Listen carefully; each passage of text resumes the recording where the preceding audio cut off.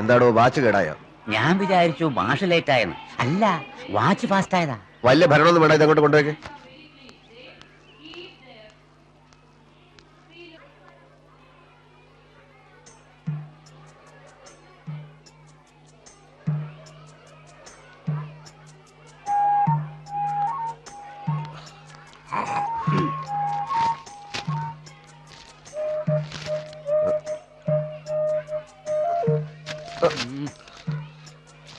ഇന്നലെ ഉറങ്ങാൻ കുറച്ചു വൈകി.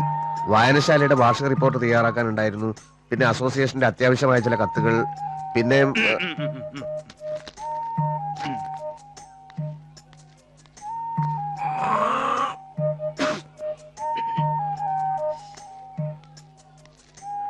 വായനശാലയ്ക്ക് വളമിടാൻ പോയോ, അസോസിയേഷന് വെള്ളമൊഴിക്കാൻ പോയോ, ഇതൊന്നും എനിക്ക് അറിയേണ്ട കാര്യമില്ല.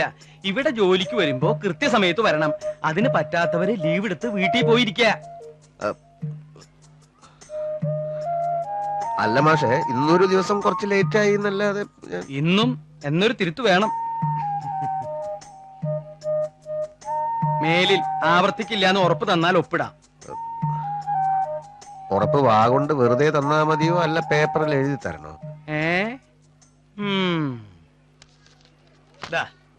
ഇത് ബാലകൃഷ്ണൻ, ഇവിടത്തെ ഒരു മാഷ. കൃത്യനിഷ്ഠ കണ്ടപ്പോ തന്നെ മനസ്സിലായി കാണുമല്ലോ. ആ പാനീട് തന്നെ. മ്യൂസിക് ടീച്ചറുടെ പോസ്റ്റിലേക്ക് വന്നിട്ടുള്ളതാ നിർമ്മല. ഇത് കുട്ടിയുടെ അമ്മാവനാ, വാര്യര് മാഷ്, പരമേശ്വര വാര്യര്. ഇതിപ്പോ ഇങ്ങനെ ഓടിപ്പിടിച്ച് വരേണ്ട കാര്യമൊന്നും ഉണ്ടായിരുന്നില്ലല്ലോ. 15-ാം തീയതിക്ക് മുമ്പ് മതിയെന്നല്ലേ? മതി. പക്ഷേ ഇനി അവസാന നിമിഷത്തിൽ വല്ല തെരുമറിയും നടന്നാലോ എന്ന് ഭയന്നിട്ടാ. അതല്ലേ കാലം. 5 കൊല്ലായി അക്കാഡമിയിൽ നിന്ന് പാസ്സായിട്ട്. പ്രൈവറ്റ് സ്കൂളുകാരിൽ ലക്ഷങ്ങളാ ചോദിക്കണത്. അത് കൊടുക്കാനുള്ള മനസ്സുമില്ല, അതിനുള്ള പ്രാണിയില്ല.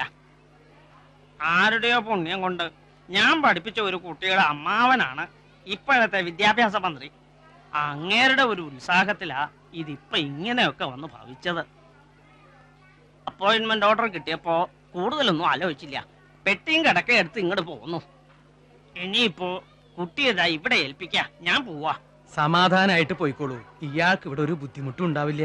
പരിചയമില്ലാത്ത സ്ഥലം, പരിചയമില്ലാത്ത ആളുകള്, താമസിക്കാനൊരു സ്ഥലം കിട്ടുവോ? ആഹാര കാര്യങ്ങൾ എങ്ങനെ? അങ്ങനെ പല പല ശങ്കയുണ്ടായിരുന്നു. നന്ദിയുണ്ട്, വളരെ വളരെ നന്ദിയുണ്ട്. എന്നാ പിന്നെ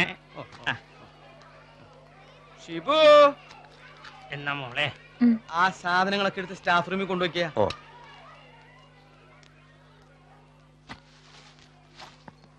കൂടെ പൊക്കോളൂ.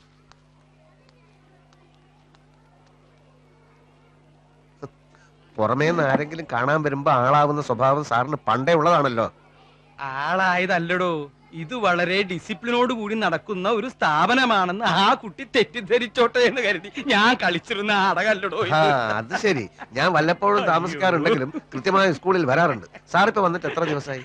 എന്താ സാറിപ്പോ വന്നിട്ട് എത്ര ദിവസമായെന്ന് ഉത്തരം പറഞ്ഞിട്ട് മുറിക്കാ മതി. എടോ, വീട്ടിലെ കാരണവർക്ക് അടുപ്പിലുമാവാം. ഹെഡ് മാഷ് എന്ന് പേരേ ഉള്ളൂ. ഇവിടുത്തെ കാര്യങ്ങൾ നടക്കണമെങ്കിൽ എല്ലാത്തിനും ഞാൻ തന്നെ പോകണം. എനിക്കാണെങ്കിൽ ഇങ്ങനത്തെ ഒരു ജോലി കൊണ്ട് കുടുംബം പോറ്റേണ്ട കാര്യമൊന്നുമില്ല. വിദ്യാഭ്യാസം ഉണ്ട്, പിന്നെ വീട്ടിൽ വെറുതെ ഇരിക്കണ്ടല്ലോ. മാത്രമല്ല ഒരു കലാലയല്ലേ, കുറച്ചു കുട്ടികളുടെ കണ്ണ് തെളിയിച്ചാൽ തെളിയട്ടെ. നമ്മളെ കൊണ്ട് പറ്റത് നമ്മൾ ചെയ്യാം. അതാ എന്റെ പോളിസി. ടീച്ചറിരുന്നോളൂ, എനിക്ക് അങ്ങനെയൊന്നുമില്ല. കുട്ടികൾക്ക് മാഷന്മാരെ വലിയ പേടിയൊന്നുമില്ല. പക്ഷേ എന്റെ തലവട്ടം കണ്ടാൽ അപ്പാപ്പെടുക്കും. എന്തുകൊണ്ടാ? ജോലിയോടുള്ള ആത്മാർത്ഥത.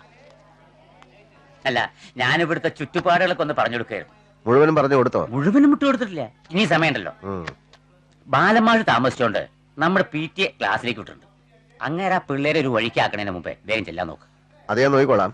താനൊരു കാര്യം ചെയ്യും, ഒരു ചായ വാങ്ങിച്ചോണ്ടോ. ഇപ്പോഴോ? പിന്നല്ലാതെ. ടീച്ചർക്ക് ഇപ്പൊ വേണ്ട, എപ്പ വേണമെങ്കിലും പറഞ്ഞാ മതി. നമ്മുടെ പ്യൂണാ. ആ കുപ്പി നന്നായി കഴുകിയെടുത്തിട്ട് പോടോ. എവിടെയാ ടീച്ചറുടെ നാട്? പയ്യന്നൂരാ. ഓഹോ, പയ്യന്നൂരെന്ന് പറയുമ്പോ സഖാവ് മാണിക്കോത്ത് കാണാറുണ്ട്. അവരുടെ അടുത്താ. ഓഹോ, ഇനിയിപ്പോ ടൈം ടേബിൾ മാറ്റി എഴുതണം. നാളെ തുടങ്ങാൻ ക്ലാസ് ഒക്കെ. ഇന്ന് മറ്റു മാഷന്മാരെയൊക്കെ പരിചയപ്പെടാം. ഒരു യാത്ര കഴിഞ്ഞ് വന്നതല്ലേ, റെസ്റ്റ് എടുത്തോളൂ. എനിക്ക് ക്ലാസ് ഉണ്ട്. എന്താ നിൽക്കുന്നത്? ഇരിക്കാൻ വല്ല ബുദ്ധിമുട്ടുണ്ടോ? അപ്പൊ ഇരുന്നോളൂ.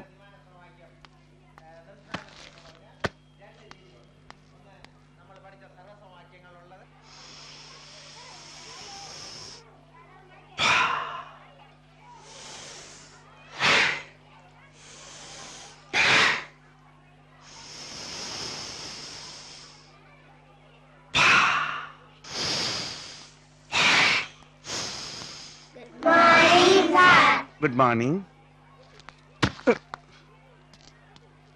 Good morning. ബാലമാഷി ഇനിയും താമസിച്ചു വരുമല്ലോ, അന്ന് ബാക്കി അഭ്യാസം.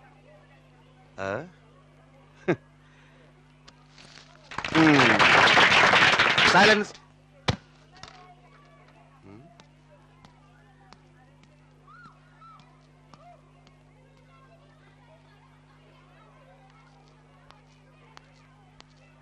യോഗാഭ്യാസം അക്ഷരം പോലും അറിഞ്ഞൂടാ തോന്നെ പഠിപ്പിക്കാൻ നടക്കുന്നത്.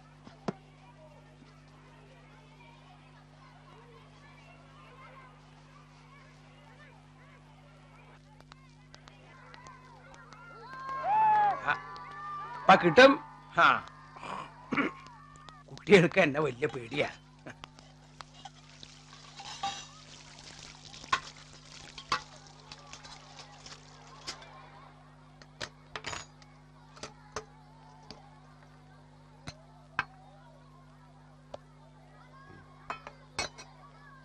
എന്തായാലും ഇത് ശരിയായില്ല.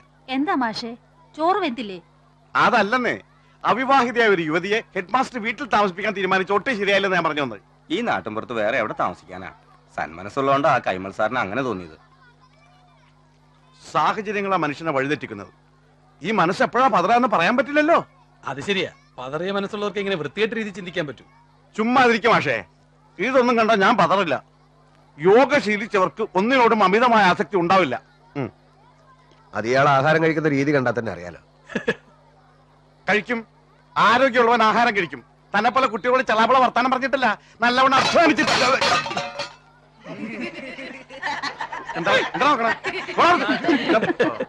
ബുദ്ധമതം സ്വീകരിച്ചതിന് ശേഷം അശോക ചക്രവർത്തിയിൽ അത്ഭുതകരങ്ങളായ മാറ്റങ്ങളുണ്ടായി. ഒരു രാജാവിന്റെ എല്ലാ സുഖഭോഗങ്ങളും വിനോദങ്ങളും അദ്ദേഹം വേണ്ടെന്ന് വെച്ചു. രാജാവിന്റെ പാചകശാലയില് ക്രമേണ ഈ മാംസഭക്ഷണം വേണ്ടെന്ന് വെച്ചു. എന്ന് വെച്ചാൽ നമ്മൾ ഈ മാംസഭക്ഷണം എന്ന് പറയുമ്പോൾ ഈ പക്ഷികളെയും മൃഗങ്ങളെയും ഒക്കെ കൊന്നിട്ട് ഇവിടെ ഇവിടെ ഇവിടെ ഈ പക്ഷികളെയും മൃഗങ്ങളെയും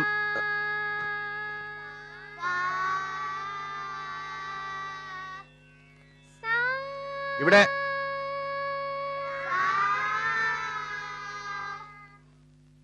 ഇപ്പൊ നിങ്ങൾക്കറിയാം, നമ്മുടെ നാട്ടില് ധാരാളം മൃഗാശുപത്രികളൊക്കെ ഉണ്ട്. പക്ഷെ അന്ന് അങ്ങനെയൊന്നും ഉണ്ടായിരുന്നില്ല. അഹിംസാവാദിയായ രാജാവ് ഇവിടെ ഇവിടെ ഇവിടെ ഇവിടെ അഹിംസാവാദിയായ രാജാവ് ഇവിടെ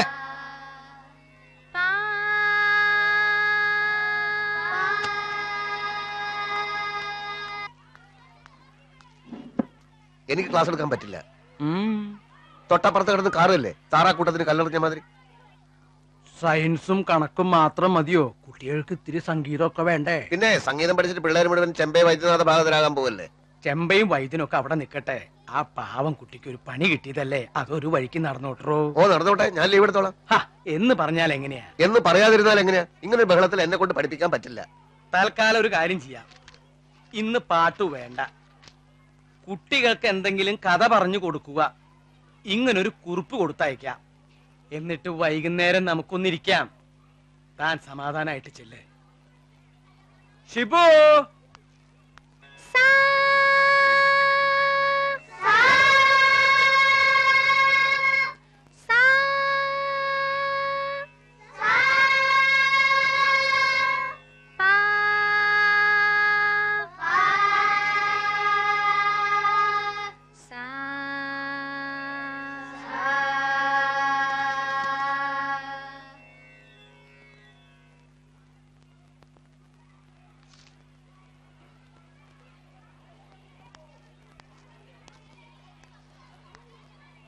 അപ്പോൾ ബുദ്ധമതം സ്വീകരിച്ചതിന് ശേഷം അശോക ചക്രവർത്തിയിലുണ്ടായ മാറ്റങ്ങളെ പറ്റിയാണ് നമ്മളിവിടെ സംസാരിച്ചുകൊണ്ടിരുന്നത്. അതിൽ പ്രധാനപ്പെട്ട കാര്യങ്ങൾ എന്തൊക്കെയാണ് അദ്ദേഹം ചെയ്തത്? ആദ്യമായിട്ട് രാജാവിന്റെ സുഖഭോഗങ്ങളും വിനോദങ്ങളും ഒക്കെ വേണ്ടെന്ന് വെച്ചു. അദ്ദേഹം അഹിംസാവാദിയായി.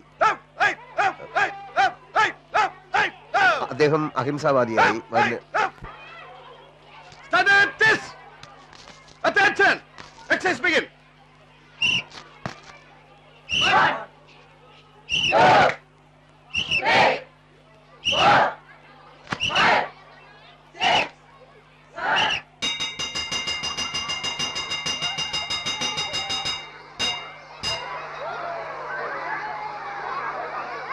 എങ്കിൽ പിന്നെ നിർമ്മല ടീച്ചർ ഒരു കാര്യം ചെയ്യട്ടെ, ശബ്ദം പുറത്ത് വരാതെ സംഗീതം പഠിപ്പിക്കട്ടെ. അപ്പൊ പിന്നെ മറ്റാർക്ക് ശല്യാവില്ലല്ലോ. ശബ്ദം പുറത്തു വരാതെ സംഗീതം പഠിപ്പിക്കേ? അതൊരു പുതിയ അറിവാണല്ലോ. അതെ, ആംഗ്യ ഭാഷയിൽ. എന്താ അങ്ങനെ പഠിപ്പിച്ചോ ടീച്ചർ? ഈ പുളിച്ച തമാശ കേൾക്കാനല്ല ഉള്ള നേരം കളഞ്ഞ് എല്ലാരും ഇവിടെ കൂടിയിരിക്കുന്നത്. പിള്ളേര് വിഷമം പിടിച്ച ഒരു കണക്ക് ചെയ്യുന്നു എന്നിരിക്കട്ടെ, പാട്ട് കേട്ടാൽ ശ്രദ്ധ തിരിയും. അങ്ങനെ ഒരു അവസ്ഥയ്ക്ക് പരിഹാരം ഉണ്ടായേ പറ്റൂ. നിർമ്മല ടീച്ചറെ ഇവിടെ അപ്പോയിന്റ് ചെയ്ത് പാട്ട് പഠിപ്പിക്കാനാണെങ്കിൽ അവർ പാട്ട് പഠിപ്പിക്കുക തന്നെ ചെയ്യും. ഇയാളെ ആരാ ഇവിടെ വിളിച്ചത്?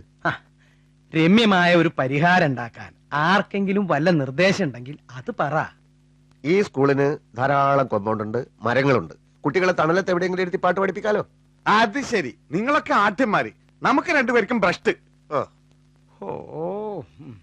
എന്നാ പിന്നെ ഡ്രില്ലെടുക്കുന്നത് ക്ലാസ് മുറിയിലാക്കാം എന്നാണ് ഞാൻ പറഞ്ഞത്. സംഗീതത്തോട് സ്നേഹമില്ലാത്തവർ ഇതിനപ്പുറം പറയും.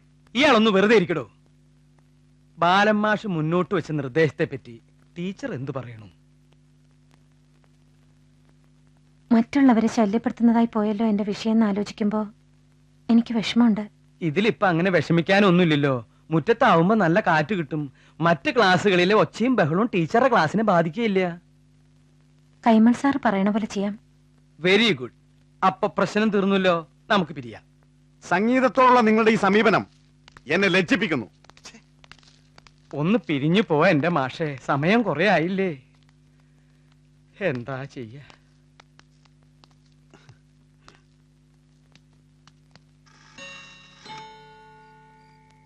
എന്തായി സമയം? 8:30 മമ്മേ. കുറച്ചു മുമ്പ് നീ തന്നെയല്ലേ പറഞ്ഞേ സ്കൂള് വിട്ട അവന് നേരെ വീട്ടിൽ വന്നാലെന്താ? അതെങ്ങനെയാ? അച്ഛന്റെ അല്ലേ മോൻ? വീടും വേണ്ട, വീട്ടുകാരും വേണ്ട. നേരം വെളുത്താ പാതിരയാവുന്നവരെ നടക്കും നാട്ടാരെ പിന്നാലെ. അതുവരെ എന്നെ ഈ ലോകവുമായി ബന്ധിപ്പിച്ച പ്രധാന കണ്ണികൾ എന്റെ മുത്തശ്ശിയും എന്റെ സഹോദരിയും. സഹോദരിയെ ഒരു നല്ല നിലയ്ക്ക് എത്തിച്ചിട്ട് വേണം എനിക്ക് എന്റെ ജീവിതം തുടങ്ങാൻ. അമ്മമ്മ ഉറങ്ങിയോ? എവിടെയായിരുന്നേടാ ഇതുവരെ? അത് അറിഞ്ഞില്ലേ, വേലായുധന്റെ അച്ഛന് ശ്വാസം മുട്ട് കൂടിയിട്ട് ആശുപത്രിയിൽ അഡ്മിറ്റ് ചെയ്തിരിക്കുക. ഒന്ന് കാണാൻ പോയതാ. നാട്ടുകാരുടെ കാര്യമൊക്കെ അന്വേഷിക്കാൻ നിനക്ക് സമയമുണ്ട്. ഇവിടെ ഒരുത്തി ചാവാൻ കിടക്കുക. അത് പോട്ടെ, പ്രായം കഴിഞ്ഞ് നിൽക്കുന്ന ഒരു പെൺകുട്ടിയില്ലേ ഇവിടെ? അവളും ചാവാൻ കിടക്കുക. ഒന്ന് പോടാ. നിങ്ങളുടെ കാര്യങ്ങളൊക്കെ ഒന്ന് ശരിയായി കണ്ടിട്ട് വേണം എനിക്ക് സമാധാനായിട്ടൊന്ന് കണ്ണടയ്ക്കാൻ. അമ്മമ്മക്ക് കണ്ണടക്കാൻ എന്താ ഇത്ര തിരക്ക്? ഞങ്ങളെയൊക്കെ നിരപ്പാക്കിയിട്ടേ അമ്മമ്മ ഇവിടെ നിന്ന് പോവും. മൗര്യ സാമ്രാജ്യത്തിന് അതിശക്തമായ ഒരു സേനാ വിഭാഗമുണ്ടായിരുന്നു.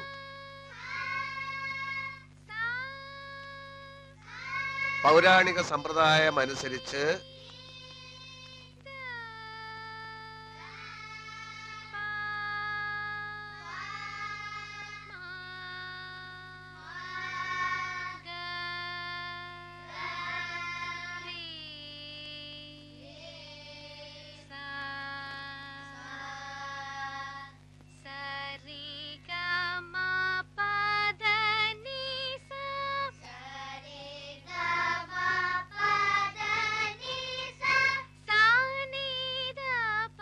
മ്യൂസിക് ക്ലാസ് എനിക്കൊരു ബുദ്ധിമുട്ടായിരുന്നെങ്കിലും ഞാൻ കാരണം മുറ്റത്ത് വെച്ച് ക്ലാസ് എടുക്കേണ്ടി വന്ന ടീച്ചറുടെ അവസ്ഥയിൽ എനിക്ക് കുറ്റബോധം തോന്നി.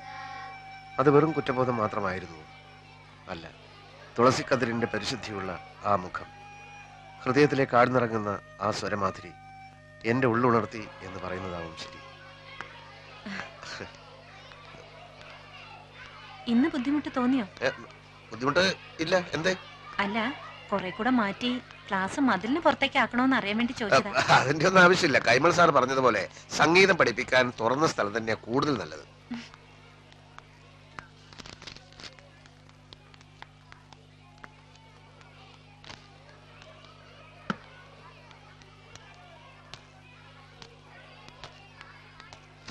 ഇതില് വിവിധ ഭാരതി കിട്ടില്ലേ? ഏതില്?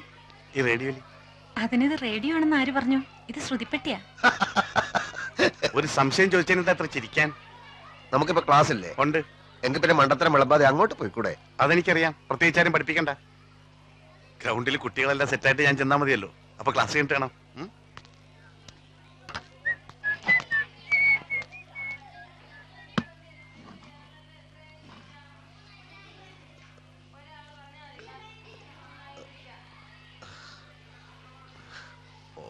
ഞാൻ ശ്രദ്ധിക്കായിരുന്നു. ഒരാൾ പാടിക്കൊടുക്കുന്നത് എങ്ങനെയാ മറ്റുള്ളവർ അതേപോലെ പാടുന്നേ? കുട്ടികളാവുമ്പോ പാട്ടിനോടൊരു വാസനയൊക്കെ ഉണ്ടാവും. അതുണ്ടാവും. എന്നാലും പാട്ട് പഠിച്ചു തുടങ്ങാൻ ഏത് പ്രായം നല്ലത്? ചെറിയ പ്രായത്തിൽ പഠിച്ചു തുടങ്ങുന്നതാണ് ഉറക്കാൻ നല്ലത്. എന്താ മാഷക്ക് പഠിച്ചാ കൊള്ളാൻ തോന്നുന്നുണ്ടോ? എനിക്ക് ആ പ്രായമൊക്കെ കഴിഞ്ഞു പോയില്ലേ. എന്നാലും ഒന്ന് ശ്രമിച്ചു നോക്കണം, നല്ലതാ. അപ്പോഴേ അതിന്റെ ബുദ്ധിമുട്ട് മനസ്സിലാവുള്ളൂ.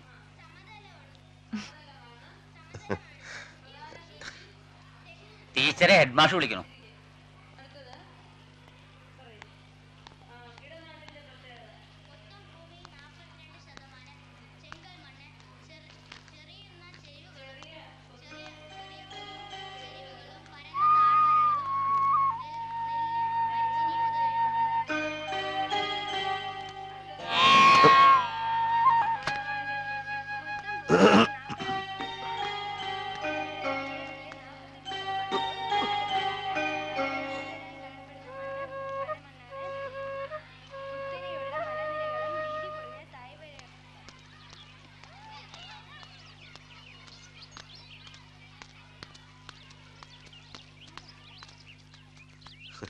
ഞാൻ വായനശാലയിലേക്ക് പോവുക.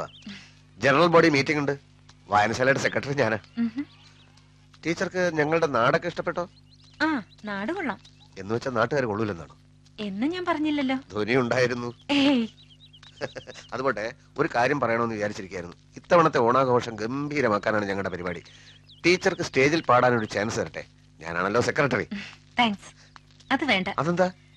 അത് ഓണം വെക്കേഷന് ഞാൻ നാട്ടിൽ പോവും. അല്ല, ഇത്തവണത്തെ ഓണം ഇവിടെ ആകുന്നത് കൊണ്ട് എന്താ കുഴപ്പം? എന്റെ നാട്ടിലായാലും എന്താ കുഴപ്പമുണ്ടോ? അതില്ല. ടീച്ചറിന്റെ വീട്ടിൽ ആരൊക്കെ ഉണ്ട്? എന്റെ വീട്ടില് അന്ന് വന്ന ഒരു അമ്മാവനില്ലേ, ആ അമ്മാവനുണ്ട്, അമ്മയുണ്ട്, അമ്മായി മക്കളും ഉണ്ട്. അച്ഛൻ? അച്ഛൻ സന്യാസിയാ. സന്യാസിയോ? ആ, ഇപ്പൊ ഏതോ ആശ്രമത്തിലുണ്ട്. അച്ഛൻ അത്രക്ക് ആത്മീയവാദിയാണോ? ആത്മീയവാദിയായിട്ടൊന്നുമല്ല, പ്രാരാബ്ദങ്ങൾ ഏറ്റെടുക്കാൻ വയ്യാത്തോണ്ടാ. ഓഹോ, എല്ലാവരുടെ ജീവിതത്തിൽ ഉണ്ടാവും പ്രാരാബ്ധത്തിന്റെ ഒരു കാലഘട്ടം. എന്റെ ജീവിതത്തിൽ ആ ഘട്ടം കഴിഞ്ഞു. ഇപ്പോ ഒന്ന് സെറ്റിൽ ചെയ്യാം എന്നായിട്ടുണ്ട്. ഏതായാലും ടീച്ചറിന്റെ ഈ തുറന്ന മനോഭാവം എനിക്ക് വളരെ ഇഷ്ടമായി. ഇപ്പോഴത്തെ പെൺകുട്ടികൾക്ക് ഇല്ലാത്തതാണത്.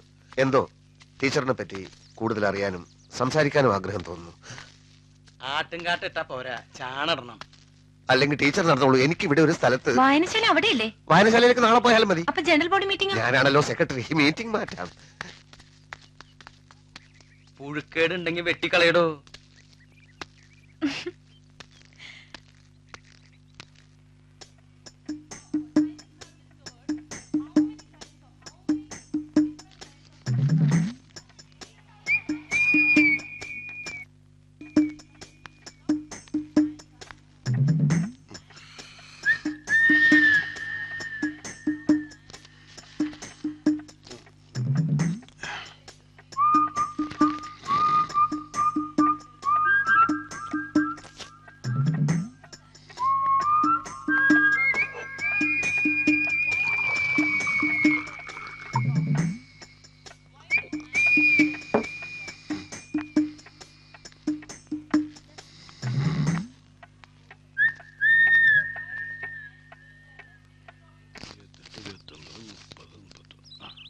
എണ്ണി നോക്കിക്കോളൂ. എന്താടോ പതിവില്ലാതെ ഈ വഴിക്ക്? ഞാൻ പറഞ്ഞില്ലേ, മരുമോന്റെ വീട് പണി നടക്ക ടൗണിലേ. നേരിട്ടൊരു കണ്ണ് വെച്ചില്ലെങ്കിൽ അറിയാലോ. നാളെ എന്തായാലും സ്കൂളിലേക്ക് ഒന്ന് ഇറങ്ങണമെന്ന് ഞാൻ ഇപ്പൊ കുഞ്ഞോട് പറഞ്ഞേയുള്ളൂ. താൻ ഇങ്ങനെ പിണങ്ങിയിരുന്നാ എങ്ങനെയാ? താൻ അവിടെയുള്ളതല്ലടോ എന്റെ ധൈര്യം. ഒന്നുകിൽ ആ തടിമാടനെ അവിടുന്ന് പറഞ്ഞു വിടാനുള്ള വഴി ആലോചിക്കണം, അല്ലെങ്കിൽ ആ മൂരിക്ക് മൂക്കയാടണം. ആരുടെ കാര്യ താനീ പറയണേ? ആ തീറ്റി പണ്ടാരം പീട്ടി മൂക്കുമുട്ട തിന്നുക, സ്റ്റാഫ് റൂമിലിരുന്ന് ഉറങ്ങുക, മറ്റു ടീച്ചേഴ്സിന് ശല്യം ഉണ്ടാക്കുക. ഉറങ്ങണ ആളെ എങ്ങനെയാ ശല്യം ചെയ്യണേ? ഉറങ്ങാന്ന് വെച്ചാൽ ഇടക്കിടക്ക് ഉണരുമല്ലോ, അതൊരു ശല്യല്ലേ? ഏതായാലും നാളെ ഞാൻ അങ്ങോട്ട് വരുന്നുണ്ട്. ഒന്ന് പേടിപ്പിക്കാം. കുറച്ചു ദിവസത്തേക്ക് ഒരു സമാധാനം ഉണ്ടാവും. ഭഗവാനെ, ഭക്തവത്സല, കാത്തു രക്ഷിക്കണേ.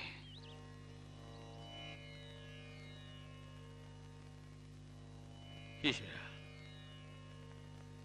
കയ്യിലേന്തിയ വിളക്കിനേക്കാൾ പ്രകാശപൂർണമായ ആ സാന്നിധ്യം എന്നെ സ്വപ്നം കാണുന്നവനാക്കി. എപ്പോഴുമുള്ള സാമീപ്യത്തിനായി എന്റെ മനസ്സ് തുടിച്ചു. കണ്ട അമ്മയും മോളും അല്ലാന്ന് ആരെങ്കിലും പറയൂ? നിർമ്മല വന്നേ പിന്നെ കുഞ്ഞിക്ക് സ്വർഗം കിട്ടിയ മാതിരിയാ.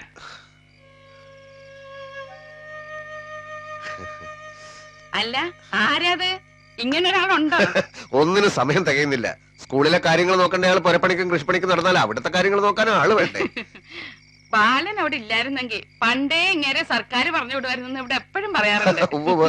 പിന്നെ ടീച്ചർക്ക് സ്കൂളിൽ വല്ല ബുദ്ധിമുട്ടും ആരെ കൊണ്ടെങ്കിലും ഉണ്ടെങ്കിൽ ഇവിടെ പറഞ്ഞാൽ മതി കേട്ടോ. ആ കുട്ടിക്ക് യാതൊരു ബുദ്ധിമുട്ടും ഇല്ല. കുട്ടിയുടെ പാട്ട് കേട്ടാ തനിക്കല്ലേ ബുദ്ധിമുട്ട്? പാട്ട് കേട്ടാ ബുദ്ധിമുട്ടോ? ആ എന്താ ബാല ഇങ്ങനെയൊക്കെ പറയാൻ തോന്നണേ?